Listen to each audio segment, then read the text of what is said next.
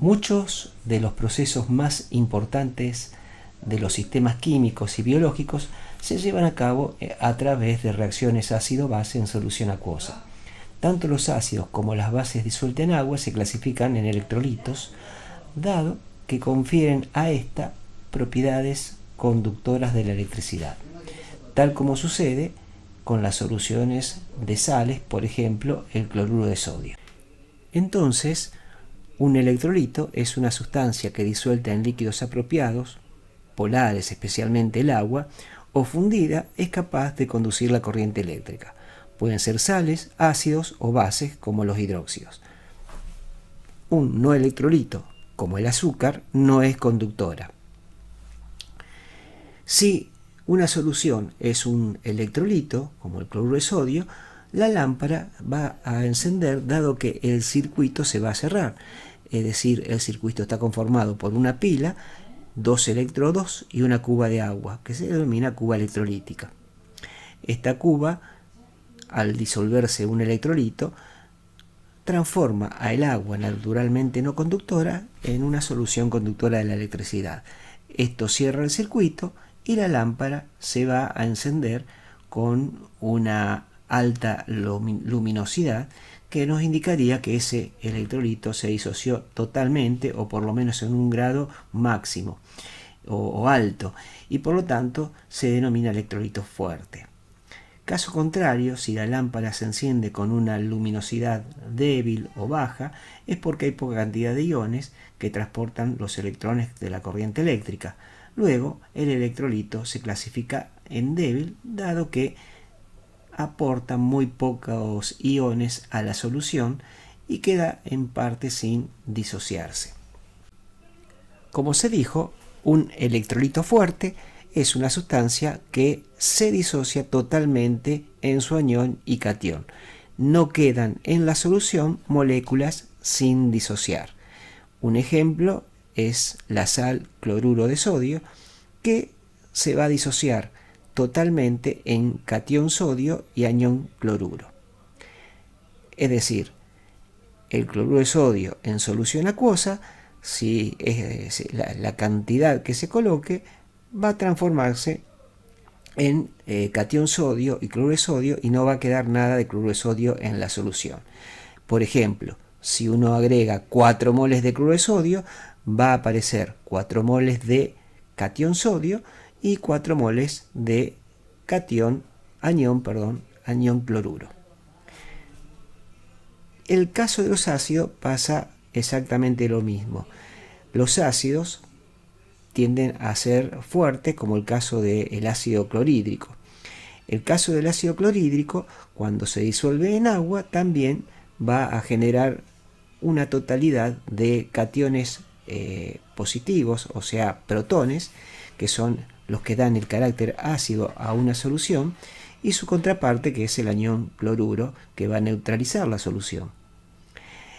En este caso, es el ácido clorhídrico sin disociar el que va a generar la misma cantidad de protones que de aniones. Es decir, si uno pone 4 o 5 moles de ácido clorhídrico, van a desaparecer totalmente de la solución y se van a transformar en 4 o 5 moles de protones y 4 o 5 moles de aniones cloruro.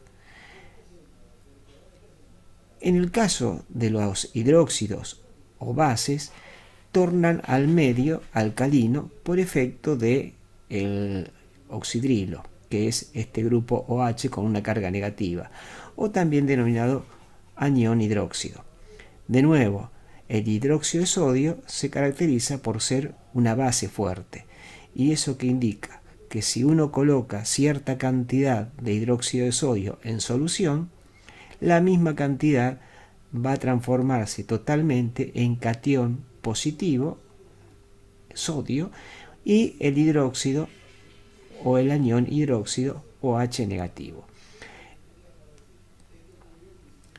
Cabe destacar que en realidad la acidez de la solución la vas a obtener con una cantidad determinada de protones, es decir, el protón es el que le da el carácter ácido a una solución, como así también el anión hidróxido es el que le da el carácter alcalino, el carácter básico a una solución.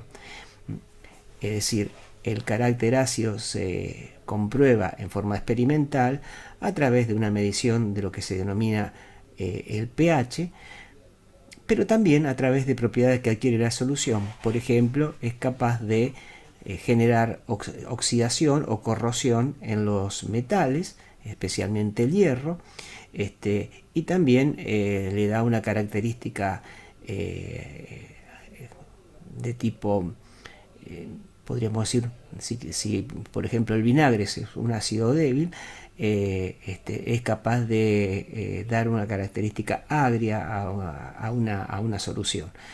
Obviamente que el clorhídrico no se usa para desarrollar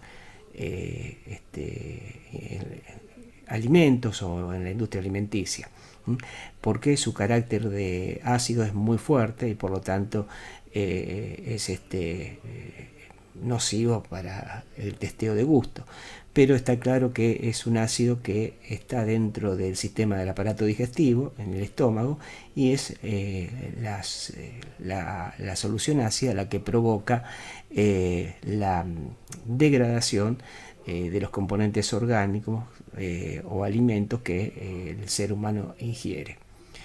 Bueno, los hidróxidos por su parte generan una sensación resbaladiza, por eso es el principal componente para la industria del jabón, y ese carácter resbaladizo se debe a los aniones hidróxidos.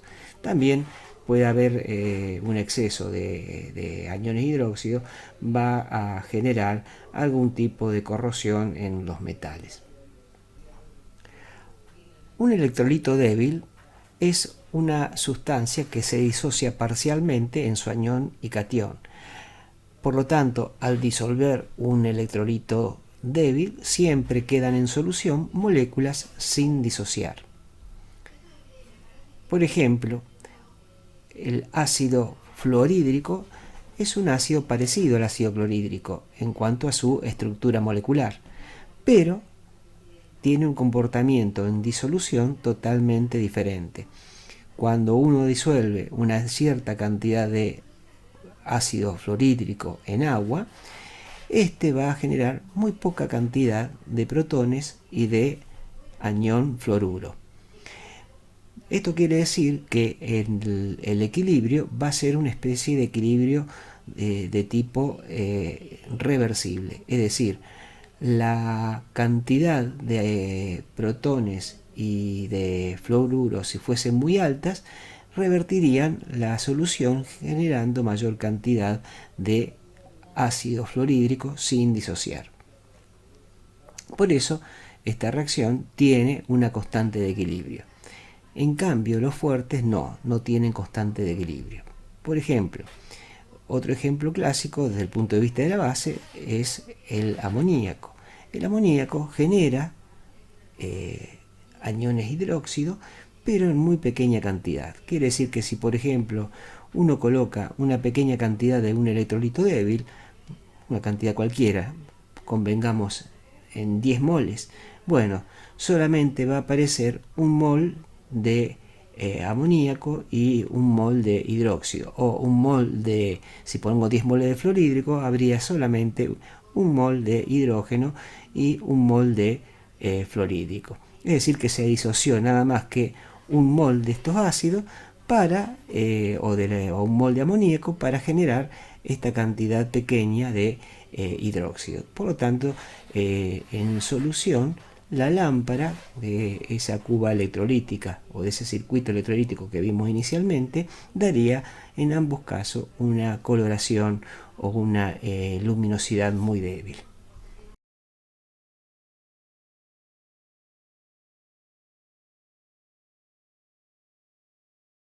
Desde el punto de vista de la teoría de Arrhenius, el ácido emite protones. Por ejemplo, tomemos el ácido fluorhídrico, el cual emite un protón y un anión fluoruro. Como podemos ver, es un ácido débil, el cual alcanza su equilibrio emitiendo protones y aniones, pero en una cantidad mínima. En cambio, una base emite oxidrilos. En este caso, se toma como ejemplo el hidróxido de sodio, que se disocia totalmente en una reacción de tipo irreversible, generando un catión sodio y un anión hidróxido.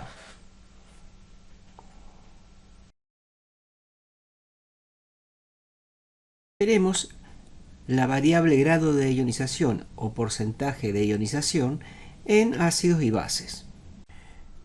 Cuando se disuelve un ácido o una base en solución, se puede medir la fuerza de estos electrolitos a partir de una propiedad que se denomina grado de ionización.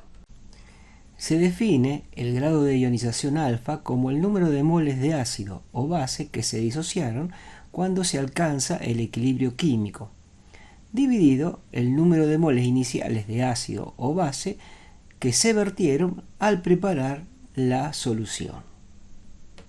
Se tomará como ejemplo un ácido débil monoprótico del tipo binario constituido por hidrógeno y un no metal A cualquiera. Supongamos que se disuelve 5 moles de ácido en 1 litro de agua. La reacción es reversible y cada mol de ácido se ioniza y va a generar un mol de protón hidrógeno y un mol de anión A hasta que se alcance el equilibrio. Esta situación es típica de los ácidos débiles y también se puede extender a las bases débiles. Inicialmente se tiene 1 litro de agua y se agregan las 5 moles de ácidos que se disuelven en la misma. Representamos un mol de ácido en un modelo de esferas y agregamos los 5 moles a 1 litro de agua.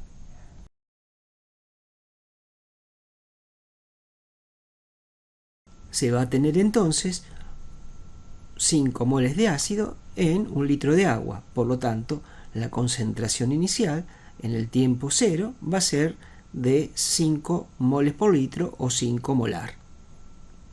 Pasado un tiempo se alcanza el equilibrio químico y supongamos que solo un mol de ácido se disocia de las 5 iniciales y de acuerdo con la reacción solamente se genera un mol de protones y un mol de aniones A.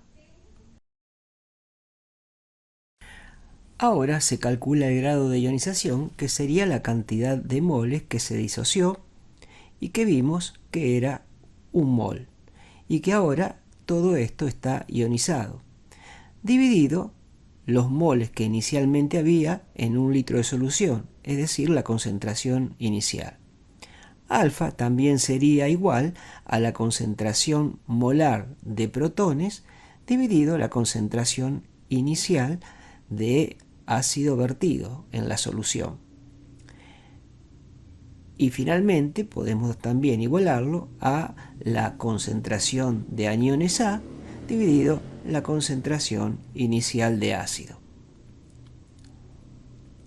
En todos los casos, el numerador es 1 molar y el denominador es 5 molar, dando el grado de ionización igual a 0. O 0,2 adimensional. El porcentaje de ionización se define simplemente como el producto del grado de ionización por 100. En este caso, 0,2 por 100 daría el 20%. Esto indica que si se disuelve inicialmente 100 moles de ácido, en lugar de 5, se disociarán solo 20 moles de esas 100 iniciales.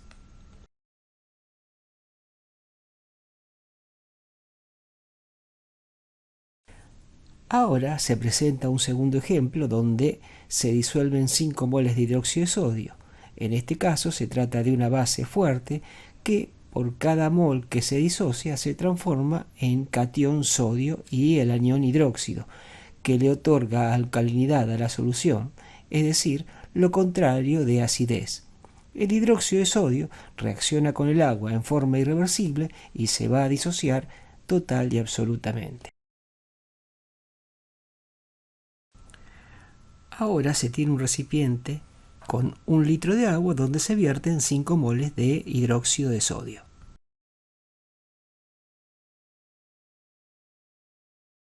Se representa 1 mol de hidróxido de sodio con el modelo de esferas y se vierten los 5 moles en 1 litro de agua.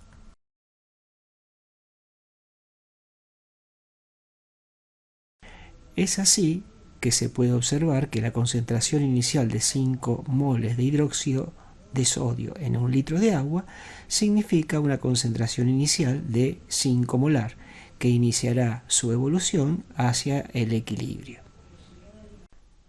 A partir del momento en que el sistema de solución evoluciona hacia el equilibrio, comienza a disociarse y se separan el catión sodio del anión hidróxido.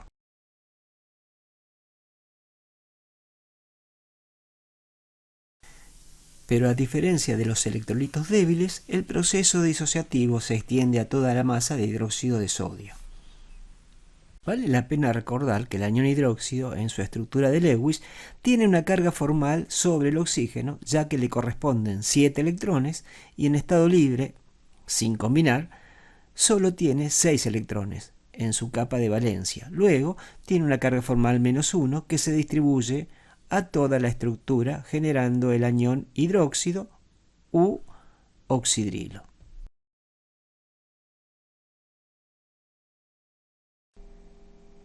Se puede ahora calcular el grado de ionización con los moles disociados en equilibrio dividido por los moles iniciales de hidróxido. Al dividir por el volumen a ambos miembros se obtiene que alfa es igual a la concentración molar de hidróxido que se disoció sobre la concentración inicial de hidróxido. Como la disociación es total, son iguales en ambos casos, es decir, 5 moles.